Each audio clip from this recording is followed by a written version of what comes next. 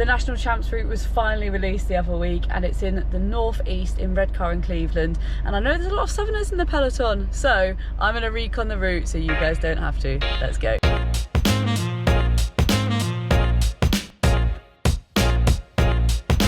Good morning and welcome to another video. So today I'm going to be doing a lap of the National Road Race Circuit. I was on a hen do fairly close by, and I thought, you know what better thing to do on the Monday after a full weekend of hen doing than to come and ride the National Champ Circuit. So let's okay, so welcome to the analysis. I'm going to try and keep it brief because when I first filmed this it was literally like half an hour of me waffling about the route.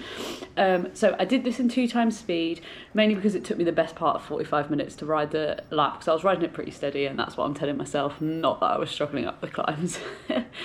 So I've just got back from a ride, which is why I look a little bit scruffy, but you know, you got to do what you got to do. So as you climb up from the start, it's a kind of about 2 kilometres of false flat climbing. As you can see from the stats on the left hand side, it's about 2%. I've also put in the distance, the speed, my power and heart rate, just so you can get a bit of an idea of how difficult each bit is, because sometimes it's difficult to see like the percentage and, you know, just how difficult a climb is going to be just from footage. So a bit about the course. It's an 18.8 kilometre lap. The women's race does 7 laps, which makes 132 kilometres, and the men's race does 10 laps, making a 188 kilometre race. And honestly, I've never been so glad I'm a woman. So each 18 kilometre lap includes 400 metres of climbing, and you do really fight for every metre. It's a really grippy course. The road surface though is pretty good, so that is definitely a bonus. As you see here, we just kind of come down. This is where the false flat kind of stops and you start to descend a bit. And I'm going to focus on the 3 main climbs of the course. So there's this false flat coming up from the start, and then there's 3 main climbs. So let's skip forward to the first climb. So we're going to skip forward now, and we're just going to skip to each of the climbs. But while this is fast forwarding through these rolling parts of the course, I thought I'd tell you about the fact that when I'd finished this ride, I almost instantly text my coach and I was like, there is no way I'm doing national championships. I was like, I'm just doing the crit. I might even do the time trial, but I was like, there's no way I'm doing the road race.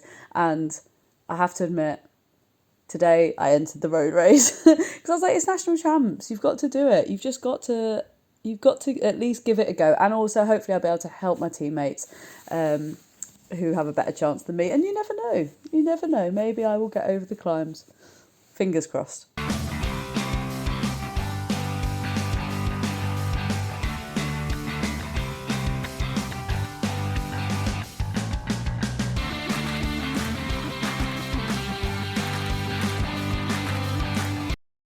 As you get to this junction, you go into this one-way street, and this is where the start of the first climb kind of kicks off.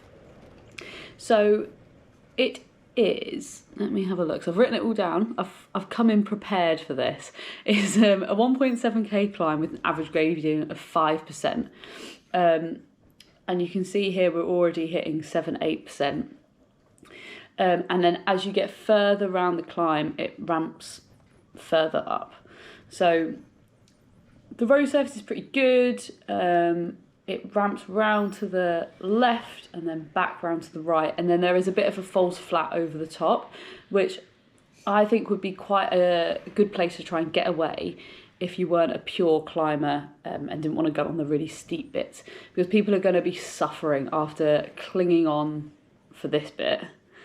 Oh, it's really difficult watching. Look at me, I'm like swinging. It was really funny actually, because I was trying to stay in the saddle as much as possible because I didn't want people feeling seasick from all the rocking of me riding this course. But I couldn't, I had to get out of the saddle for this. So we're just kind of coming up to the brow of the hill now. I think maybe the Velo Viewer segment includes a bit of the flatter bit at the top and the flatter bit at the side, because I'm kind of thinking that we've probably only got another 200, 300 metres to go. So the bit I'm showing you is the steepest bit in the middle. I'll also put the fellow viewer, gradient map thing on the screen so you can have a look and see what it shows. So this is the thing, it looks like you're coming to the top, and then you just have to keep going to kick over. And this is where I think if you wanted to really power and split the group up, this is where you would go. Also, it's quite narrow, so you can get away with, you can get a bit more protection from all the houses and things like that. So let's go on to climb number 2. I also thought it would be interesting to talk about who the favourites for this race would be.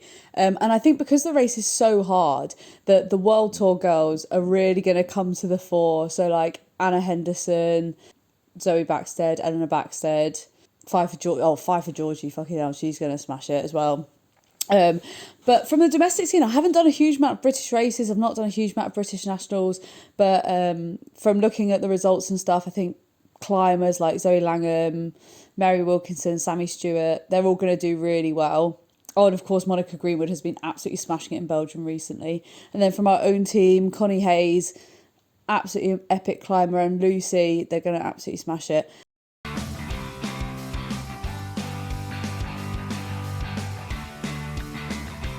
The other bit that I actually wanted to mention before we get to the climbs near the end is these country roads. First of all, they were really pretty and it was a really enjoyable ride. But there's quite an important bit, I think, coming up. So as you can see, we're descending now. I'm doing kind of 50k an hour. And you come into a corner where it goes right, then left, and then it kicks up.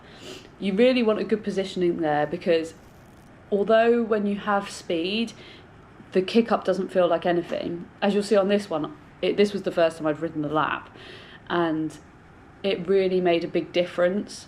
Not because I took the corner wrong, so it made the climb so much harder. I've made a real mess out of saying what I meant by that.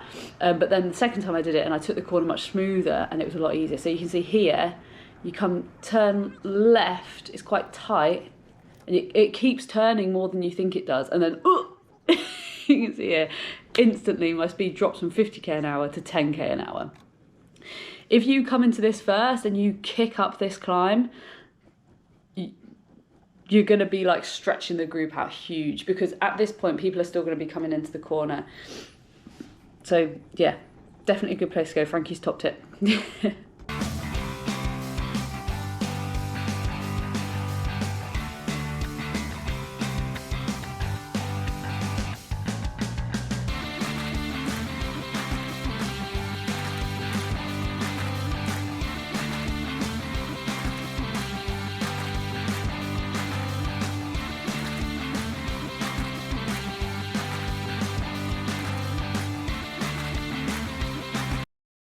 As we come into this roundabout, we join the A174, which, as you see, I showed the camera my fruit and grain bar because I thought this would be a great place to eat.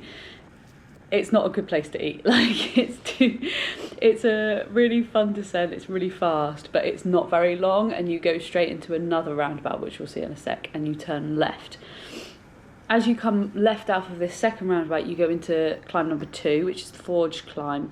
It is 800 metres at 6.4% with a max of 10%. It's definitely the easiest of the 3 climbs. It's pretty steady and you can kind of just power over it. I don't think this will be like a main deciding feature of the course. Obviously, like later on in the race when people are tired, you never know. But it's pretty steady, pretty good road surface. Not much to talk about. Pretty steady climb. I'll let you watch it. Enjoy.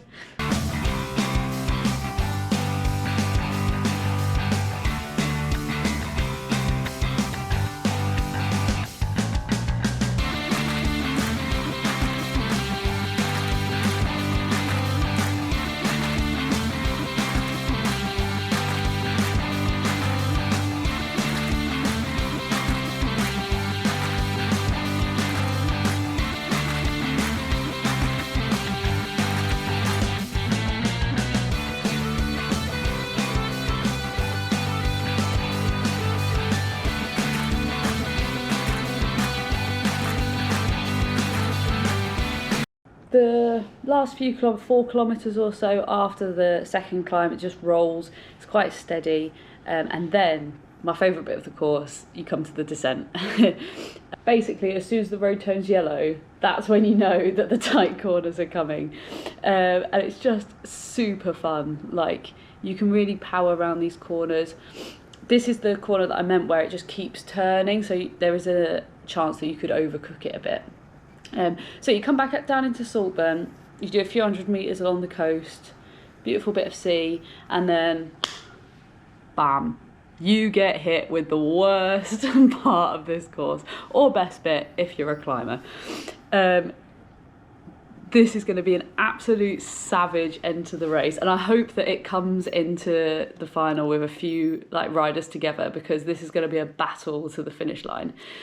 So up towards the finish line, there's this final climb, which is only, I think, 300 or 400 metres. It averages 15%, and it maxes out at over 20%. And it's got all these like cool little hairpins. Like, it was quite funny. Like, there were people, the second time I did this, there was people by the side of the road like, oh, keep going. And I was like, really? Do I look like I'm suffering that badly? And you can just see how savage it is. You can see by like the houses at the side of the road, like they've got you can see it on there how steep it is. And then you have this big kind of town hall church thing on the right, which I assume is probably where the finish line's going to be. So kick over the top, finish line's probably here. A savage end to a savage race. It's going to be amazing. So anyway, I hope you enjoyed this video. If you did enjoy it, give it a like, subscribe, share it with people, because, you know, I've done this for you. I've helped my competitors. So share the love, share the video around, saves people a journey, it's saving the environment, saving the petrol. And I will see you on the next one. Oh, I'm also doing a video on the crit circuit, so if you're interested in that, I'll be releasing that in the next week or so. So I'll see you in the next one. Bye.